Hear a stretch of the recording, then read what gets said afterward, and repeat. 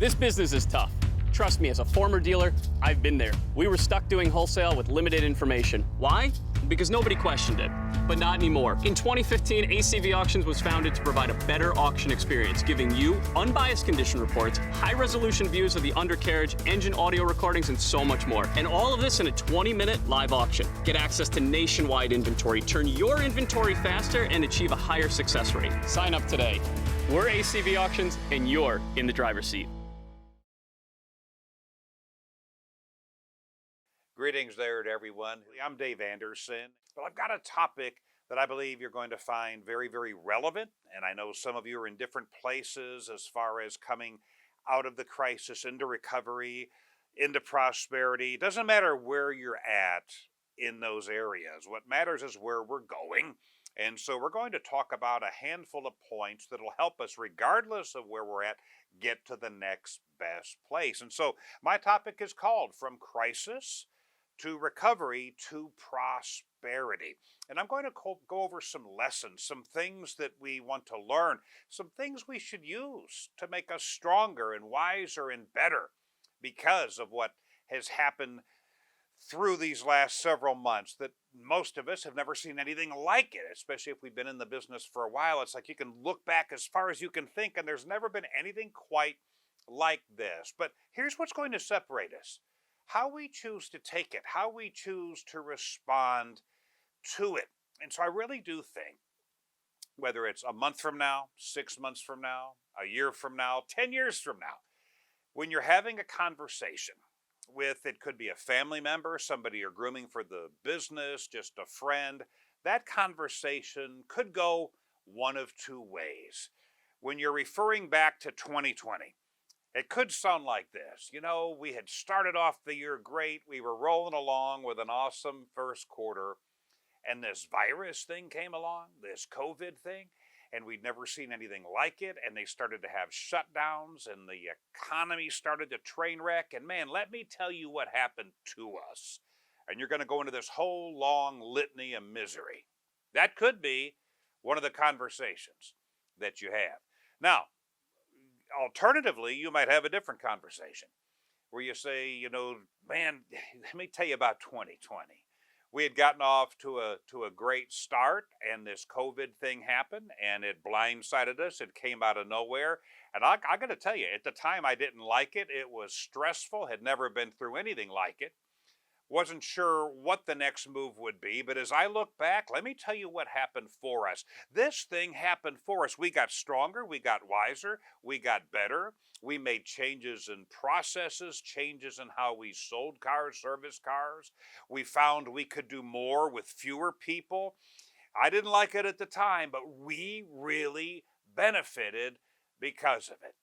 And regardless of which conversation you have, there's going to be one primary determining factor: your mindset, how you choose to think. It's not your skills or your knowledge or your talent or your years of experience so much that's really going to determine which of the conversations you have. It's how you've chosen to think throughout this, how you've chosen to respond, whether you've seen some of the things that have happened as potential stepping stones or just stumbling blocks, whether you've grown or just gotten beat up because of it, whether you've chosen to be the boxer or just kind of given up and you're just the bag, you're just being walloped on through months and months of this year. So we need to look for opportunities. We need to make this thing pay us.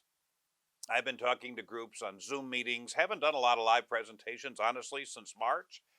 I've probably done a handful, less than, a handful isn't a whole lot. And most of them have been Zoom. We have Zoom meetings. We have virtual meetings just about every day. And it's incredible the differences in results I'm hearing about from our clients in different parts, not just of the country, but we do business all over the world. And it really goes back to the leader's attitude. It goes back to how the leader chooses to think and process and respond to what's going on around us. My friends, it's about being able to play a poor hand well. You know, you don't go through life and we don't go through a business just waiting to be dealt a great hand. We're just holding our breath, waiting on those 4 aces or that royal flush. Sometimes we get dealt a really tough hand. Do you have the mindset? Do you have the attitude? And then the skills and so forth to play that poor hand well. And the differences in your organization is going to be greatly connected to your ability to play that poor hand well. So let's talk about some opportunities. Let's talk about some potential benefits. Many of these you've already realized, but it's probably good hearing it from another source because it'll reinforce some of the things you're doing, make you feel better about some of the things you're doing. Some of these maybe you haven't thought much about yet, and you'll get some new ideas. But I'm going to go over, oh my gosh, probably 10 things, 10 different things. So if you want to get, some note paper handy, I'm going to give you a 10-point plan. We're going to start with the very basic. So let's just get in now to the first one. If you're taking notes, just make this number one. As we're going through this, you want to be able to face and fix your weaknesses. It's an interesting thing about a downturn. It always exposes the sins of the good times. When you go through a tough time, it can show you where you maybe got off track, but during the good time you didn't notice it, because during the good times perfume the stench of mediocrity. They do. They cover it up. They make it harder to see. You don't feel it as much. But man, when that prosperity, when that momentum goes away and things get stressful, you just have a better chance to see those weaknesses. Now, the reason I say face and fix, you can't fix if you don't face. If you're pretending that they're not there, that they don't matter, that everyone else is going through the same thing, so why should I address it? Then you're not going to address it, and they don't get better on their own. They normally get worse. So which weaknesses? Maybe personally. Maybe you notice some leadership weaknesses within yourself. Maybe you realize you weren't that great of a motivator, or you hadn't built a strong enough team, or you had perhaps gotten sloppy with your hiring.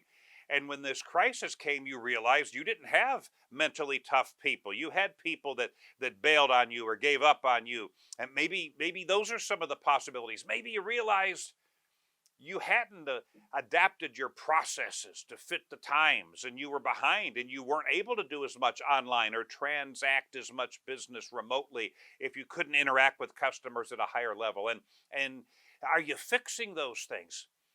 Have you noticed weaknesses in your hiring or in your training? Or maybe you discovered your expectations weren't clear enough. Whatever. It's not about fault. It's about fixing it. See, the problem with weaknesses, and for many of you, you've already forgotten about them. Because some things have turned around for you. Things are headed in a better direction. And for many of you, it has been for quite some time. And how soon we forget the lessons.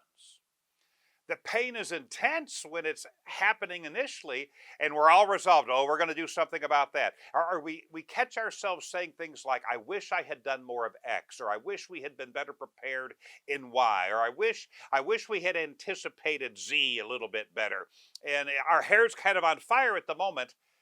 But I'll tell you, as prosperity rises, urgency falls. And we forget the lessons. Remember what it was like in school? If you didn't pass the test, you had to retake the test.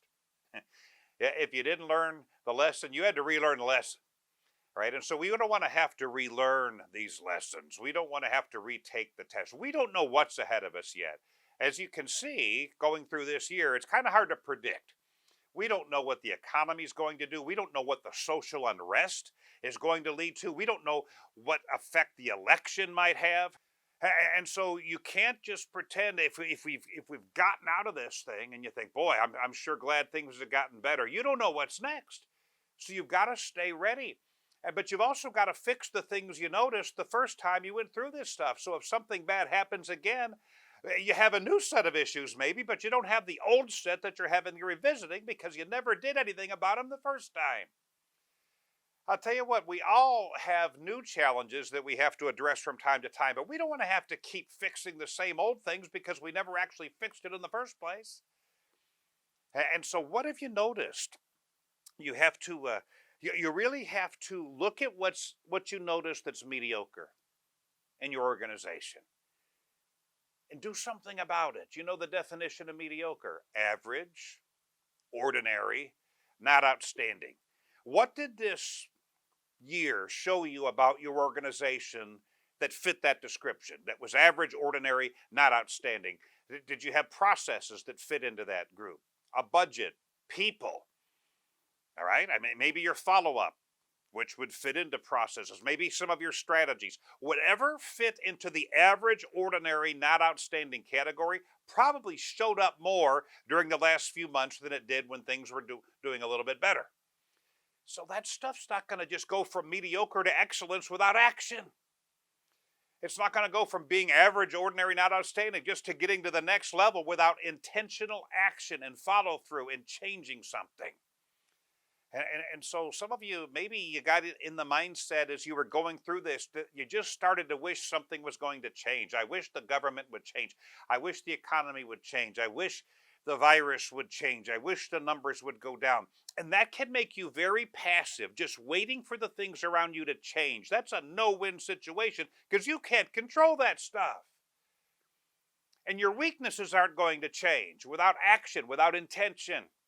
I'll just tell you, my friends, you've got to stop waiting for the things around you to change, and you've got to start changing something about you, like what you do every day. You've got to start changing something within you, like how you think every day. And when you change what you do every day and you change how you think every day, and those two things are directly related, then you can start changing the things around you. Right? You don't have to wait for things to change for you. You can focus more on what you can control. So whatever you've noticed in these areas, maybe you had too much inventory, maybe you didn't put enough money away when things were going well, whatever, get better.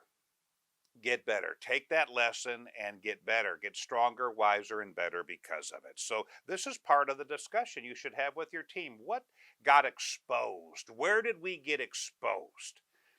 As insufficient, as inefficient, as inadequate, as weak, and what are we going to do about it? Because we've got to make this pay us. I'm going to cash in on this crisis. But hey, listen, with what it put all of us through, you need to be looking for ways to make it pay you. It's going to pay me back. All right, I didn't go through all this stress and change and see my team members go through it and my family members go through it without the idea that it's going to pay me back. I hear so many people say, oh, I just want to get back to the way we were. No, you don't. That's your bar? I hope not, to get back to where you were. Did you go through all this just to get back to where you were? That wouldn't be winning. That would be a tie. That would be a draw. I don't know about you, but I went through all this to get better than where I was, to get to a better place. And part of that is fixing these weaknesses that we noticed on our own organization that we needed to address, and you need to do likewise. Number two, the second thing I want to talk about, again, if you're taking notes, you need to see and seize opportunities. So these two are together because some of you saw opportunities in your weaknesses, but there's some other opportunities that probably came up that you never thought about. Now, the reason I say see and seize is because seeing the opportunity isn't enough. Sometimes we see the opportunity, we don't do anything about it. So it's seeing it and seizing it. One of the opportunities we saw was to do more business virtually. I mean, it's interesting when you don't have any choice. You're in a situation, it's like nobody's holding events, nobody's booking new ones, no one's coming to classes. We still have a message to get across. What opportunities are in this? Well, we could do Zoom meetings, we could do live streams, we could do other things. And I'll tell you, we developed 2 products during this crisis that weren't even on the drawing board before it happened. And they're paying us, and we're going to make them keep paying us. The Zoom meetings and the live streams. And so you've got to look for your versions of that. What opportunities that maybe you didn't even know were there that came up that you say, you know what, we're gonna make something happen out of this. This is part of what's going to pay me back for what we've been through. Make the crisis pay you, and make it pay you over and over and over again. See, here's what I firmly believe. There are so many of us that in a short period of months, and you may think I'm exaggerating, but please hear me out.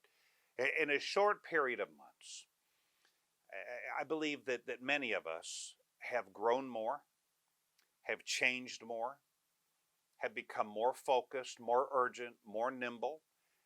We've become more mentally tough in a short period of a few months than perhaps we have in the last several years combined. What I'm saying is I believe many of us, we've grown more as people, we've grown more as a team, we've become more unified as a team, and more lean, more effective in a few months than we have perhaps in the last several years. Here's a thought. What opportunities did you see that you haven't seized yet? What are you waiting for? Okay, you notice, hey, this is an opportunity. This is something we could do better. This is something that would give us an edge. And then you got distracted with other stuff and you saw it, but you didn't seize it. It's not going to help you until you seize it. The step you don't take won't help you. Right? And so let's get, again, when you're with your discussion with your team, let's discuss what did we notice that we were going to do something about that we haven't yet? What have we seized that maybe we started to do pretty well there, and then we went on to something else and we never really maximized it, and we want to get back to that? Right? Whatever the case may be, let's make sure we're not just seeing it. Let's make sure we're seizing it and we're following through and maxing it out and wringing it out for all that we can. Let's talk about number 3. Again, if you're taking notes, this third one's a big deal. Now let me set this third one up for you. Because a lot of times when I'm holding seminars, I have people say it's so hard to get my people to change anything. I mean, to try to even change a schedule, to change a lunch hour, to change a meeting time. Heaven forbid we try to change a pay plan. People are so resistant to change. Well, when are they most resistant to change? When is that usually in your experience? When have you found people to be most resistant to change? Isn't it when things are going pretty well and they're like, what's all the fuss about? We're doing really well. Isn't that when it's hardest to change anything? When all the seas appear calm, when there's no visible threat, when people get complacent and they're doing well and they're making money and you're setting records and you're paying the bills. It can be really tough to change then. So wouldn't that also mean that the best time to change, the easiest time to change is when that stuff has gone away? You know when it's easier to change? It's easier to change when there's uncertainty. When there's uncertainty, when people aren't sure, when they don't have that complacent mindset, when there's this sense of alertness. And I think we've been through some of that, haven't we? And some of you are still in it. So point 3 is to leverage the lower resistance to change.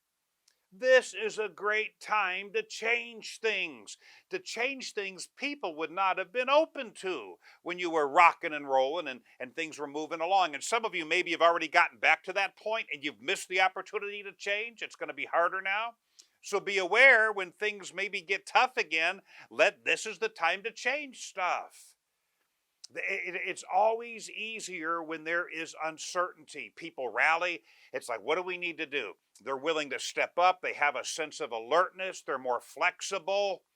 That doesn't happen when you're knocking it out of the park every day. And so there is a sense of a team to rally. And I hope you've seen this. If you had the right people, you saw it, where they really pull together, where they're willing to make sacrifices, where changes that you would have brought up during a great time would have been like, you got to be kidding me. Why are you messing things up? We're doing so well. So this is another way to make this pay you. What schedules? Maybe you've already changed it, but maybe you were afraid to go too far. Listen, if there's still uncertainty, which there kind of is right now, you might be doing well. You certainly are probably doing better than you were a few months ago, but I'm guessing there's still an air of uncertainty. Leverage it. Use it. What do you need to change with your processes, your strategies, your pay plans, your head count, your marketing, whatever? This is a time. I'm never going to say it's easy to change. I'm going to say there are times it is easier. And it's easier when uncertainty reigns. When uncertainty reigns. So don't miss that opportunity. This could be one of the things we talked about in point 2. One of the opportunities we have during a crisis and going into recovery still is changing stuff that would have been harder when we were prosperous. Okay? So there's 3 takeaways right there, and hopefully you're getting some things. And in this meeting, I encourage you to have with your team. You're going to talk about what changes did we talk about making that we kind of got busy or things started to turn around and it didn't seem as urgent, but it would still benefit us. Well, let's not let that window close. Let's not let that opportunity get away. Number four is especially when times are uncertain. It's especially when times are in the crisis type of mode and into recovery, but there's still people kind of looking over their shoulder. They're still holding their breath every day with the infection rate, the death count, the government mandate. When will they open this up or that up? And it's always important, number four, but it's really important when you're in the first two parts of this title of this program, when you're in the crisis mode and you're in the recovery mode. And it's simply this: balance positivity with optimism. Balance positivity with optimism. And I've had people say, well, those are the same things. And I would reply, no, they're not. They're not synonymous. They're different. They're both important. They have different roles. And as leaders, especially when things are uncertain, we need to be bringing a blend of both to the workplace every day, with our attitudes, our words, our actions, and so forth. So let me explain the difference, because you may find you're better at one of these than others. You may find you have some people on your team that are better at one of these than others. You may find you have some people on your team that aren't any good at either of these, and then you've got a different situation you're going to need to rectify. But when you look up, some of you know I like definitions, because definitions create clarity. They get rid of gray area, and I'm a big guy for clarity. So you look up the word positive, it talks about focusing on what's possible, what's constructive. Okay, what's constructive, what's possible, what's positive is something that is good. It's something that is credible, something that is worthy. All right, so when I talk about being positive, I'm talking about today. Positivity is about today, doing constructive things today. Doing constructive things today, saying constructive things, not making excuses in front of your team, not continuing to blame things like the government or the governor or whatever for things you can't control. Okay, that's not being positive. It's not being productive. And so we've got to maintain a positivity about today. We're going to make something good happen today. Now, optimism is about the future. Okay, optimism is about the future. You start talking about optimism, you're talking about, having a positivity about the future. And so, see, some people are positive. They're very happy for today, but the future scares them to death. It's like, they don't have any optimism. I don't know what's going to come next. Get all you can today, guys, because we don't know what's coming next. Okay, well, that positivity is good, but that optimism is not too inspiring. Other people are optimistic, but they're not positive. I know this is miserable today. I hope we can survive. I hope we can stay open. I mean, tomorrow will be a better day, but just getting through today, it can't get much worse than this. Okay, that's not really helping you either. And so we have to have a balance of both. Do you bring a balance of both? See, I believe legitimate optimism. To be legitimately optimistic, you have to earn it. You have to earn it. And you earn it with the positive things you do today. See, some people, they're not doing the right things today, but they say they're optimistic. They're not training, they're not communicating, they're not controlling their attitude, they're not focusing on what they can control, they're not giving feedback, they're not doing all the things leaders should be doing. But they say, you know what, tomorrow's going to take care of itself. No, that's not optimism. That's wishful thinking. If you're not doing the right things today, the future ought to scare you to death. I don't mean to be unkind, but you've got no business being optimistic about tomorrow if you're screwing up today. Because the seeds you're planting today become tomorrow. And you can't go to tomorrow and demand a harvest if you didn't plant anything today. And so these two words, we've got to bring both. And maybe you've not looked at it that way. Maybe you haven't understood that they're both important or that they're even different, but they are. Watch your attitude. Watch your words. Watch your focus and your energy. Especially in a leadership position, people can look at you. They don't even have to hear much. They can look at you. They can read your body language, your mood, and they can tell if you're bringing this stuff or not. Some of you wear your emotions on your sleeve. You're shuffling around the stores like you're Eeyore the donkey from Winnie the Pooh, the manic depressive head down, shoulders slumped, feet shuffling along. That's not inspiring. You don't know what to do. You're just trying to hold things together. You're not playing to win. You're just trying not to drown. That's not going to help you. And if you've got the right team around you, if you're putting in the work, if you're keeping your mindset right, you should be positive. You will figure it out. You will get better. And you don't have to know. Some people say, well, I just don't know. I don't know what the next 10 steps are. I mean, how do I get all the way out of this? You don't have to know the next 10 steps. You need to know the next one right thing to do now. And then after that, the next one right thing to do now. And then so forth. Don't psych yourself out thinking you got to know the whole 100-mile journey out of where you're at to where you want to go. It will evolve. And you'll get closer to it as you do the next one right thing now. Can you figure that one out? Can you figure the next one right thing now? Because that'll get you closer to where you want to go. Put too much pressure on yourself. It's hard to be positive and optimistic when you're overwhelming yourself with unrealistic expectations.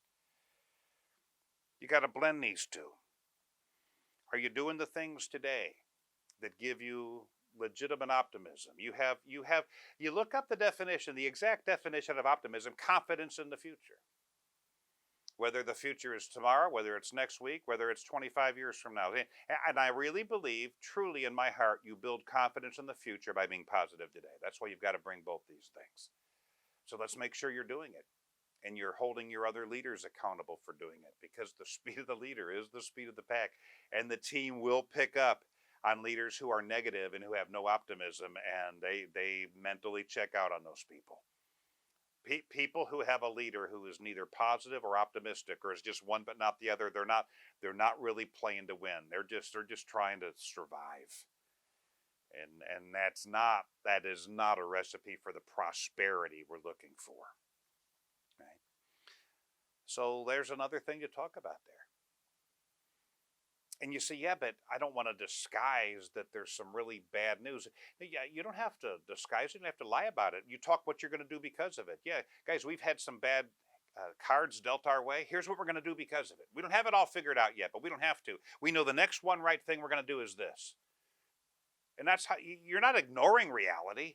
You're dealing with reality. You're looking reality dead in the eye, and you're deciding what the next one step is to do to get you closer to a better reality.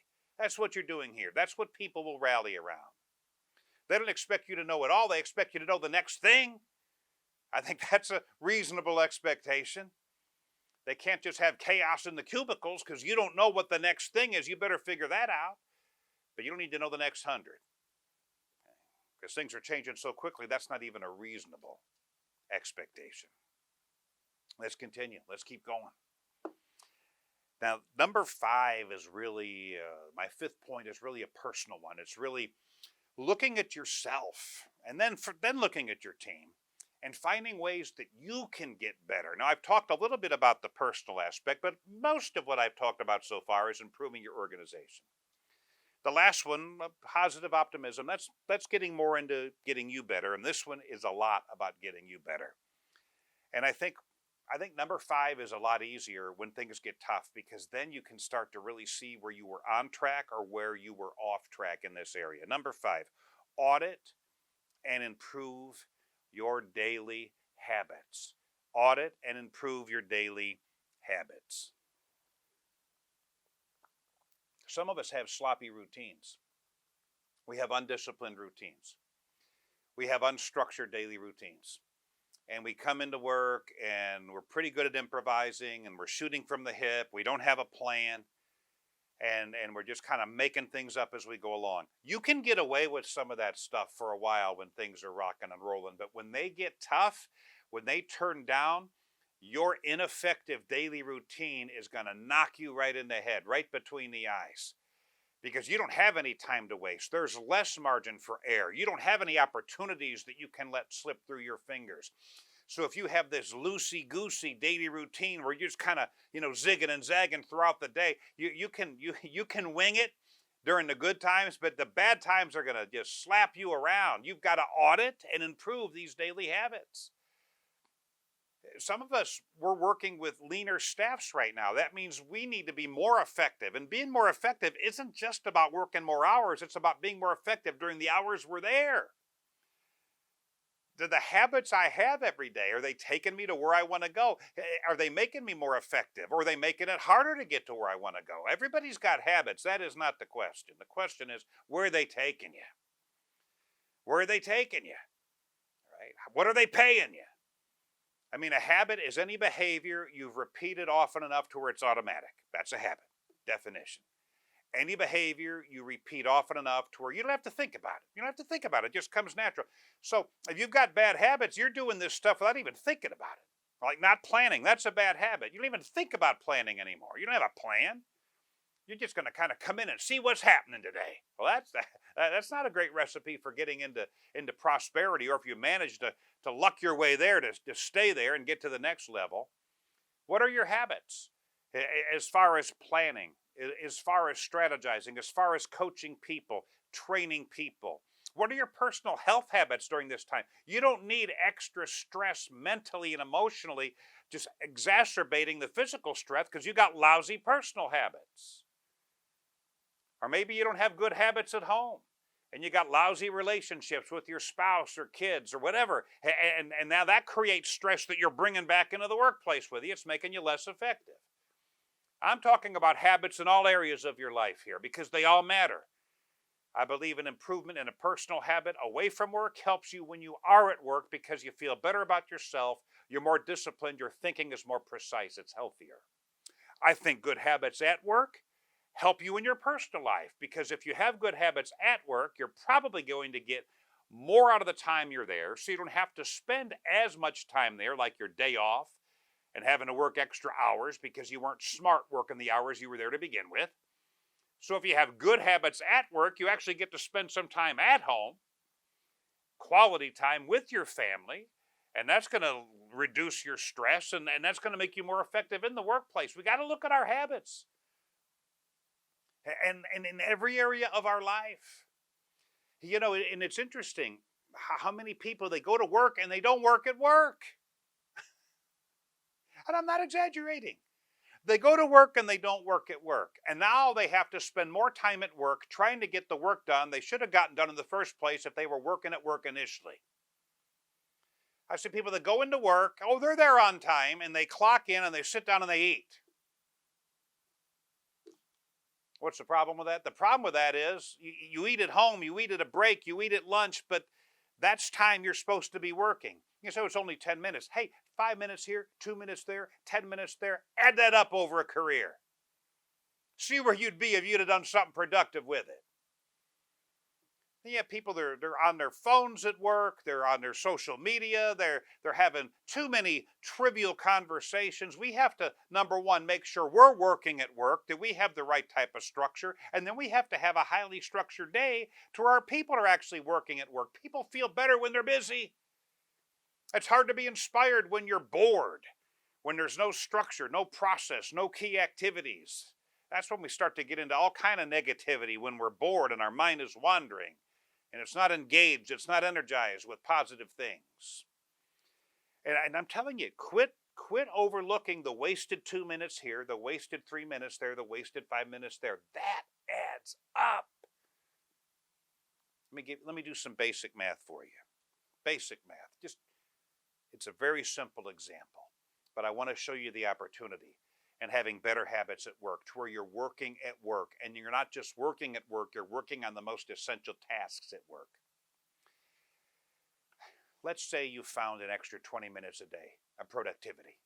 And it doesn't have to be 20 minutes at one time, but it's 2 minutes here that you're wasting, 3 minutes there that you're wasting, 10 minutes there that you're wasting, and you add it up. Most people would agree that if they structured their day a little better, if they were a little more organized, if they were a little more committed, a little more disciplined, they could find an extra 20 minutes a day. Do you realize the impact that has over the course of a year? Let's say you just work a 5-day work week. I know most of you work more than that, but let's just say for easy math, it's 5 days. Okay, let's say it's a 50-week year. So you're taking 2 weeks off. Again, I know it varies. So you're looking at a 5-day work week, a 50-week year, 20 minutes a day. You know roughly what that is? That's 83 hours. If you find 20 minutes a day, that's about 83 hours a year. That's 2 full additional work weeks plus at the end of the year of activities that would be productive, that would make you money, that would get you better, that would help your team get better and help you grow your business. And it all gets away from us 2 minutes, a minute, 5 minutes, 10 minutes at a time. Some of you, you'd be a lot better off to miss a meal than to miss your most essential activities. Go ahead, miss a meal, but don't miss giving that feedback. Miss a meal, don't miss having that one-on-one. Not going to kill most of you to miss a meal. Miss a meal. Don't miss that learning time. Every minute matters. People talk about, I want to maximize my day. Great goal, but you maximize the day by maximizing the moments. You can't, if you don't maximize the moments, how are you going to maximize the day? The moments become the day becomes your week, your month, your year, your life. Audit those habits, make adjustments. Some of us need to put some things on that stop doing list. I got to stop doing that. I got to delegate that, automate that, do that before I get to work, outsource that so I have more time to do what's essential when I'm there in the first place. See, some of us right now, we're shorter staffed. Some of you have realized you can get by and you can be really productive and more profitable with fewer people. And so maybe you've been forced into some better habits. That's a good thing. That's a benefit. What if everybody on your team was finding that 20 minutes? Do the math. How many people you have? 3, 4, 10, 500, whatever. Do the math. How much more productivity? Some of you realize you don't need more head count. You need the head count that's already there being more productive. Well, something like this will help. Audit their habits too. Audit their habits. Help them audit their habits. But first, audit your own. Fix yourself first. Let's get a tighter, more highly structured, precise daily routine. John Maxwell said it well. Most of you have probably heard the quote. The secret to success lies in your daily routine. He said you could watch my daily routine for a while. I could watch yours for a while. And we could predict one another's futures. Because what we're doing every day eventually does show up. We need that masterpiece daily routine. So that's a good one. That's a fifth one. Let me give you some other thoughts here. That's a very personal one. And don't wait until you get, I'm 59 now, don't wait till you get 59. Some of you are older than that. You've already waited too long. Some of you are very young right now. But don't wait till you get to be an older guy to start having a higher regard for your time. A higher regard for your time. It does go fast. It is more valuable than money. I tell people, I said, if you're going to steal from me, please, if you're going to steal something, take my money, leave my time alone. I can get more money. I can't get more time. All right, so if you're just going to steal from me, just take the money. That time is irreplaceable. Let's have a higher regard for our time every day, especially if we've gone more lean and mean and we're trying to do more with less. And we'd actually like a better life at home, away from work. The way that's going to happen is doing more of the right things while we're at work, and that goes right back to your daily habits and routines. So let's audit those. Let's see, what are the things I do most often without thinking every day? Those are your habits. Okay. It may be clocking in, sitting down and eating breakfast. That may be a habit. Well, that's a habit you're going to need to replace with something smarter, with something better. And let's make sure when we understand what those habits are, we're reinforcing the good ones and we are replacing the not so good ones with something better. Let's go to number 6. And in my notes here, number 6, number 7, and number 8, they kind of go together. And I did a podcast episode on this. Some of you listen to our podcast. Our podcast is called The Game Changer Life. A lot of the things I'm talking to you about, if you want to follow up and reinforce and dig a little deeper into these areas, The Game Changer Life podcast will help you. And I did a podcast called Be Vigilant, Diligent, and Nimble. And I want to talk about the first one of those. The 6th one, be vigilant. Regardless of where you're at right now, if you're still in crisis, if you're in recovery, if you are in prosperity, especially now with all the uncertainty that still remains, you've got to stay vigilant. Don't think it's over, all right? Especially if you're in prosperity, don't take that mental exhale. Vigilant means to be constantly aware of the dangers around you. Not obsessed, all right? Not stressed out over it, all right? We can get obsessed with that stuff, but you got to be aware of it. You got to be aware of it, right? So when I'm walking out to the parking lot at night, one thing as a martial artist I've been trained to do is be vigilant. I'm not obsessed. I'm not looking in every car that I'm walking by to make sure someone's not going to jump out and try to get me. But my head is on a swivel. And as I'm walking around, I want, if someone's watching me, to know I'm alert, I'm aware, My head's not down. I'm not on my phone. I'm not putting a bullseye on my back. I'm aware of the dangers around me. If you're thinking about getting somebody tonight, I'm not the guy. All right. I want to send that message. We got to keep that same type of mindset in our business. We've got to be aware. You can't take this mental exhale. Boy, glad we made it through that. And you let your guard down and your urgency goes away and your alertness gets diminished, and then you get sucker punched and you never saw it coming. Be vigilant. And be vigilant, not just for your, especially today, not just for your business, but let me just get personal with you, for your own personal safety today. I mean, let me get off track just a minute. There's a lot of crazy stuff happening to people that I see. Vigilance, carry it home with you. Do you have a plan at home? I mean, if this social unrest comes to your business, do you have a plan? If you're out at one of these outdoor restaurants you see now, and you have families that are eating out at these outdoor restaurants, and this is the big thing now, and protesters are coming up and throwing chairs and starting to wreak havoc on them, do you have any type of plan? Are you vigilant? Are you watching for that sort of thing? You've got to be vigilant with your family too, those who mean the most to you. All right. Do you have some safety items in your car? I call them safety items. I'm being nice here. Do you have them in your home? Be vigilant. Be a vigilant person. Not paranoid, not obsessed, but I am aware of the dangers around me, and if the stuff hits the fan, I'm not going to have to get ready because I never got unready. I stay ready. You got to stay ready. It bothers me. I hear people say, oh, we got to get back on track. Oh, we got to get ready for the big sale, get ready for the big weekend, get ready for the riot that's coming our way. Why'd you ever get unready? Why did you get unready? Why did you mentally check out? Just being vigilant, it's a mindset. It's just being aware, right? Being aware. Not getting smug. Easy to get smug when you think you're out of the woods. It's easy to get smug when you think the worst is behind you. It's easy to be smug when you think it'll never happen to me. That's about when it's going to happen to you. Right? So be vigilant. It's a good word. Now, at the same time you're vigilant and you're being aware of the dangers around you, the next point is be diligent.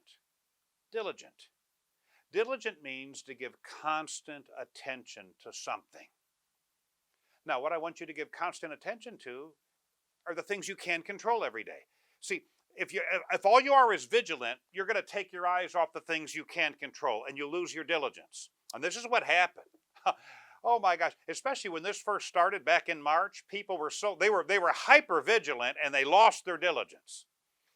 They were enamored to the news and the horror stories and toxic television and social media, to see what was going on, to see is the world coming to an end, and they lost diligence. They stopped focusing on what they could control. A lot of them lost all their discipline. They lost their personal diligence too. A lot of the workers that were sent home, all they did during the quarantine, they just put on weight. They lost their diligence.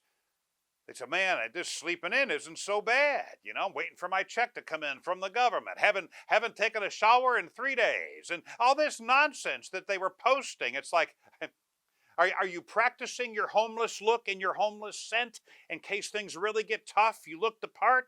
Probably not a great idea. So you can get so vigilant you lose your diligence. That's why you need a balance here. We can control our attitude, our work ethic, our discipline, our character choices. We can control holding people accountable, training them.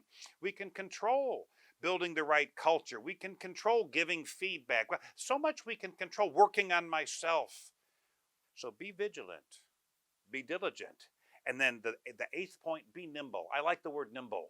It means quick, be fast, be able to change quickly, be able to adapt. Some organizations, they're just too slow. That may be one of the weaknesses you discovered that I talked about in the first point. You realize you were too slow to change things, that you had to almost just get knocked out begging for mercy before you would change that pay plan, that schedule, that process, that whatever. And so be nimble. Now, you don't just react to react. You don't just change to change. That's why these three go together. As you're more vigilant of the dangers around you, and you're more diligently working on the things that matter most, You'll more readily recognize when it's time to change something.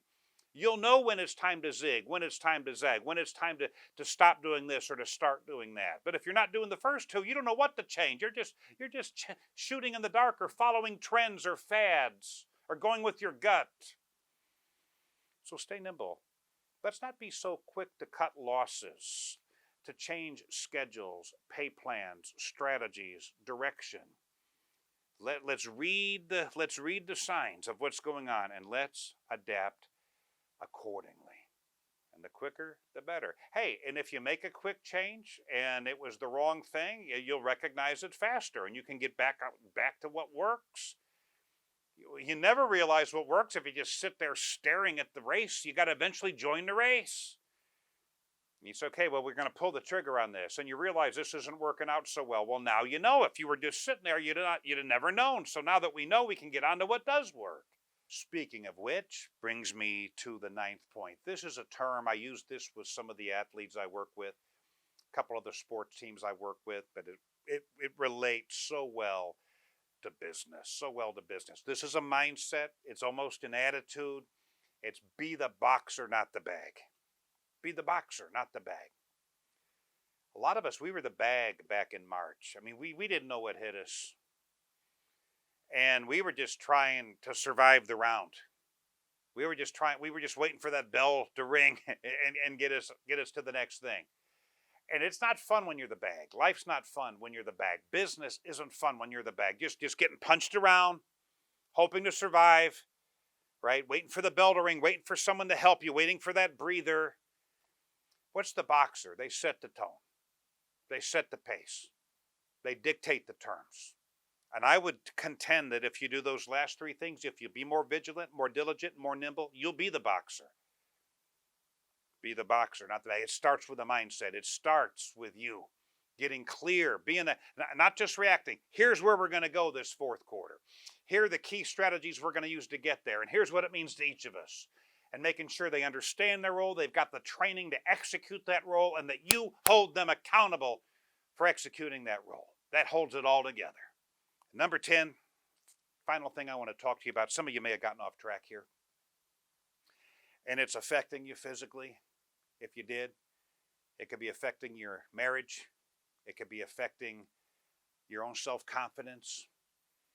But when you go through a crisis, when you go through stress, when you go through uncertainty, it's very easy to start to lose some of that balance in your life. You feel very out of balance. You become obsessed with surviving, obsessed with work, and you can start ignoring other areas of your life. So I thought this would be a good one to end it on. Again, this is a very personal one.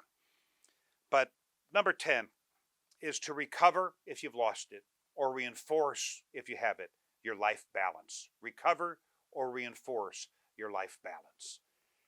Let's get back into balance if we're off track in some areas. Let me give you some help, because that's a very general statement. Let's get back into balance. What the heck does that mean? I believe there are 4 primary areas of balance in life we need to really be most committed to. Now, there are a lot of areas, but these 4. Mental, emotional, physical, and spiritual. Mental, let's start with there. That's how you think. How balanced are you? How fresh are you? How energized? If you're always learning new things, if you're watching programs like this, if you're reading books, if you take online courses, if you listen to podcasts, if you're staying fresh and relevant, if you take other online seminars and educational, courses of any kind, you're going to have a strong mental balance. We got to address that. Some of us, we got so busy doing, we stopped learning. You got to have that good mental balance. Makes you feel better about yourself, more capable. You'll get more of the right things done while you're at work, so you can get to the other areas of your life and have some balance there too. So mental balance is a big deal. Don't get overwhelmed. Don't get outgrown. Don't become that dinosaur, that relic, because you got outgrown. Second area, key area balance. And they're not in any particular order of importance. They're just 4 areas. Emotional. Emotional balance has to do with your relationships. Your relationships with your team members, with your spouse, with your kids. If relationships get out of whack, it gets very stressful. It gets very stressful. And so have we made the time to build those relationships? Man, relationships take work. You have to prioritize them. You can't let all the stuff you do edge out the relationships. That eventually will come back to bite you. That'll create some stress. So if you're off track there, if you've been neglecting team members, if you've been so busy with getting government loans and paperwork and budgets and dealing with banks that you haven't really spent enough quality time with your people, you need to make an adjustment. If you've gotten so busy at work trying to save your business, you've neglected the people at home, you better make some adjustments. You're out of balance there. Let's make some adjustments. Let's not get too far off track for too long. Okay? Third area, physical. Some of us, you took a hit here. You stopped going to your doctor's appointments. That's epidemic right now. People stop going to hospitals. They stop their checkups, dental, physicals.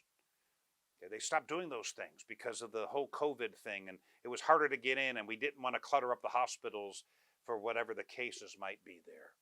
Or we got into bad eating habits. Some people got into day drinking during the quarantine, and now they can't get off of it, whatever. This affects everything.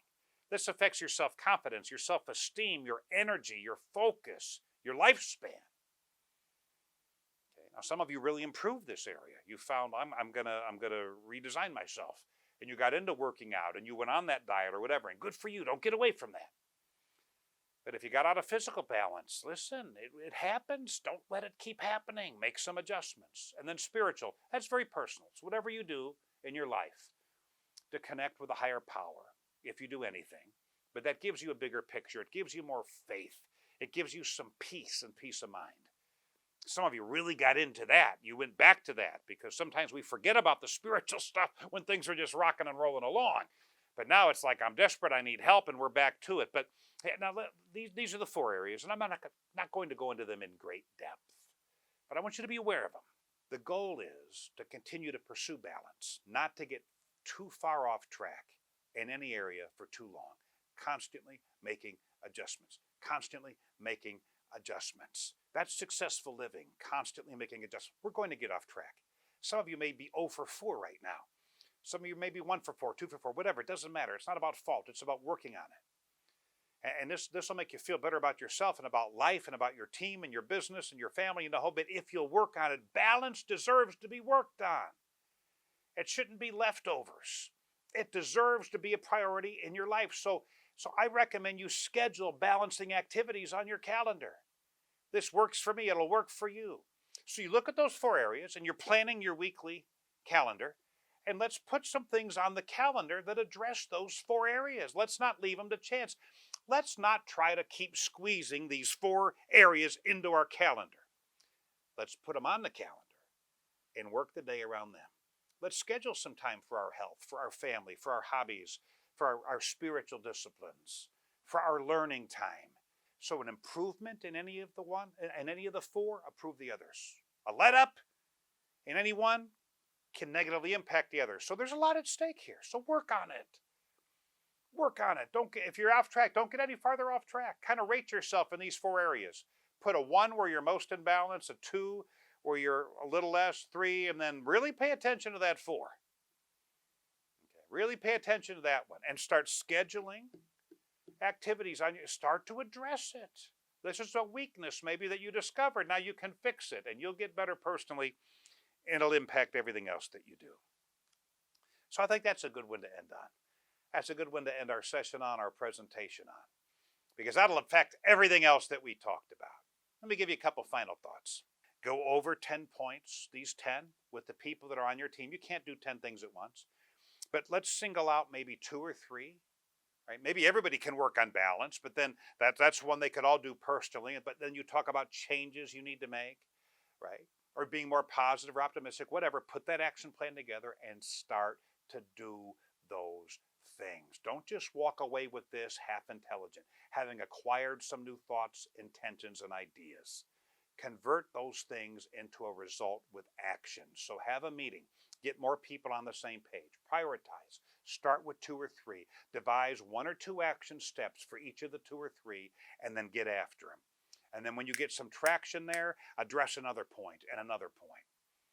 See, a lot of us, we listen to something like this and we think, okay, I've made 4 decisions. I'm going to go do something. No, it's not a decision until you do it. You convert an intention into a decision with action. I wish you best luck on your journey, and I hope our paths can personally cross again very soon. Thanks for joining.